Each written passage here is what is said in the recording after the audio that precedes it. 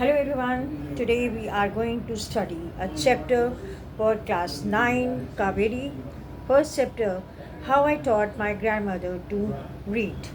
This has been written by Sudha Murthy. ये chapter class 9th में कावेरी नई book का फर्स्ट पार्ट है and it has been written by Sudha Murthy and when she wrote this chapter she was only 12 years old. She used to live in North Karnataka with her grandparents. और north Karnataka में अपने grand parents के साथ रहा करती थी. She remembers the time that traffic system was too slow at that time. The morning newspaper would reach in the village in afternoon and the weekly magazine Karmavira would come a day late. वो याद करती हैं वो सिर्फ 12 साल की थी और अपने फैमिली के साथ नॉर्थ कर्नाटका में रहा करती थी. उस समय ट्रैफिक सिस्टम इतना स्लो था कि सुबह का न्यूज़पेपर दोपहर को पहुंचा करता था और वीकली मैगज़ीन कर्मवीरा अगले दिन पहुंचती थी. एक हफ्ता बीत जाने के भी अगले दिन आया करती थी. And at that time there was a writer called Triveni. Triveni Karnataka की कन्नड़ लैंग्वेज की एक बहुत अच्छी राइटर हुई हैं. उन्होंने बहुत सी ऐसी सोशल एंड साइकोलॉजिकल प्रॉब्लम्स को अपनी राइटिंग्स में पिक किया जो लोगों को क्लोज टू हार्ट लगती थी. उन्हें लगता था कि जैसे वो उनकी ही समस्याओं के बारे में बात कर रही हैं और उनका जो राइटिंग भी था वो बहुत ही इंस्पायरिंग था. It was unfortunate that she died at a very young age. उनकी डेथ के 40 साल बाद भी लोग उनकी लिखी हुई इन किताबों को पढ़ते थे. उनका एक novel Kashi Yatra used to appear as a serial in the weekly magazine Karmaveera. Karmaveera नाम की एक मैगजीन वीकली मैगजीन छपा करती थी जिनमें उनका एक नॉवल काशी यात्रा एक सीरियल की तरह आता था. ये लोगों में बहुत फेमस था. ये कहानी एक ऐसी औरत की थी जो एक बहुत बूढ़ी औरत है जो पैसा जोड़ रही है कि वो अपने जीवन के अंत में काशी या वाराणसी की यात्रा करके अपना जीवन सफल कर सके. लेकिन कहानी के अंत तक आते आते सर्कमस्टांसेस कुछ ऐसे हो जाते हैं कि she spends all her savings on the wedding of a very very poor girl. वो अपनी सारी सेविंग्स जो वो उस यात्रा के लिए इकट्ठा कर रही थी एक लड़की की शादी पर खर्च कर देती है. And then she says she has done her Kashi यात्रा.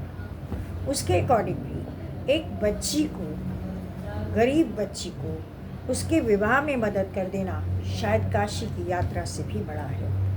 ये पूरी कहानी, ये पूरा नॉवल एक सीरियल के तौर पर वीकली मैगजीन कर्मवीरा में छपा करता था. एंड सुधा's grandma, जिन्हें वो अव्वा कहा करती थी, अव्वा was so fond of this story that Sudha would read it to her when कर्मवीरा would come. जब वो मैगजीन कर्मवीरा आती उसमें से कहानी का वो हिस्सा सुधा जोर से पढ़कर अपनी दादी को सुनाया करती. दादी को ये कहानी बहुत पसंद थी.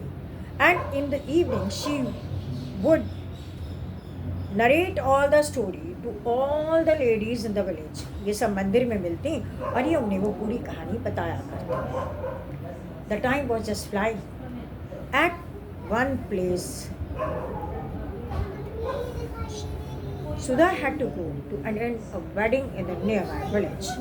You know children, शादी का ये प्रोग्राम सिर्फ 3 दिन का था. But Sudha stayed there for more than 1 week. वो 1 week से भी ज़्यादा समय वहाँ रुक गई. When she came back, she found her Avva in tears. उसे अपनी दादी माँ को रोते हुए देखा. She was so much surprised and worried. She asked her Avva again and again, "What's wrong with you? Why are you weeping?" But she replied, "Nothing." She was very much upset and sad. That night when she was sleeping, her grandma Avva come to her came to her, she touched her head and very peacefully told her that she is willing to learn to read and write. सुधा ने उनकी बात सुनी और वो ज़ोर से हंसने लगी. At the age of 62, why do you want to study? She said, I want independence. What sort of independence? Independence to seek help from someone, to read something for us. She told her when Sudha was in wedding and Karmavira came, Abba was there with the magazine. She touched the story again and again, but she was not able to understand the pictures over there. And she felt so shy to ask someone else to read for her. She thought people would laugh at her. She was in tears. She was weeping for her helplessness. Sudha asked her grandmother, will it not be easy or approaching for her to study from her granddaughter? Will she not feel shy? क्या उनको ये अजीब नहीं लगेगा कि वो अपनी पोती से पढ़ेंगी? और इस उम्र में क्या ये याद करना आसान होगा? अब्बा ने कहा no, she wants to learn. उन्होंने कहा वो गुरु पूजा करेंगी, वो सुधा को अपनी गुरु बनाएंगी. और ये भी स्ट्रॉन्ग डिटर्मिनेशन शो किया कि आने वाले दशहरे वाले दिन वो सरस्वती पूजा करेंगी, गुरु दक्षिणा देंगी और खुद ये नॉवल सबके सामने पढ़कर सुनाएंगी. And from the very next day Guru Puja was held and the teaching started. Sudha अपनी दादी माँ को पढ़ाने लगी. She started from the alphabet and Abba was such a good student. She learned everything.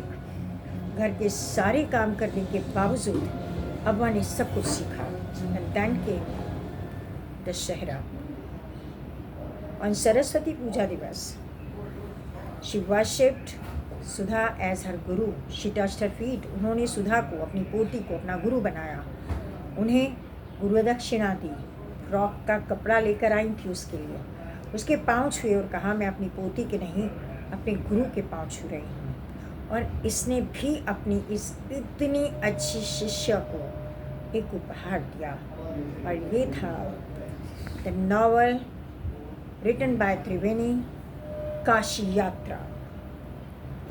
Abba just accepted that gift and she started reading the novel in front of all, and it was really a miracle that she was reading it so well. दादी ने अपने गुरु के दिए हुए इस novel को अपने सिर लगाया और पढ़ना शुरू किया. वो बहुत अच्छा पढ़ पा रही थी. गाँव में सभी लोग इसको देखकर बहुत खुश थे. Sudha was feeling proud of her student and the student Abba was also very happy. This was the end of the story, but the story tells us there is no age bar of learning. किसी भी चीज़ को सीखने के लिए कोई as बार नहीं होता. There is no age bar to any kind of learning. आप कुछ भी कभी भी सीख सकते हैं. Hence, do not stop your learning process. Keep it on. Be firm and you will achieve everything you want. Thank you. Thank you very much.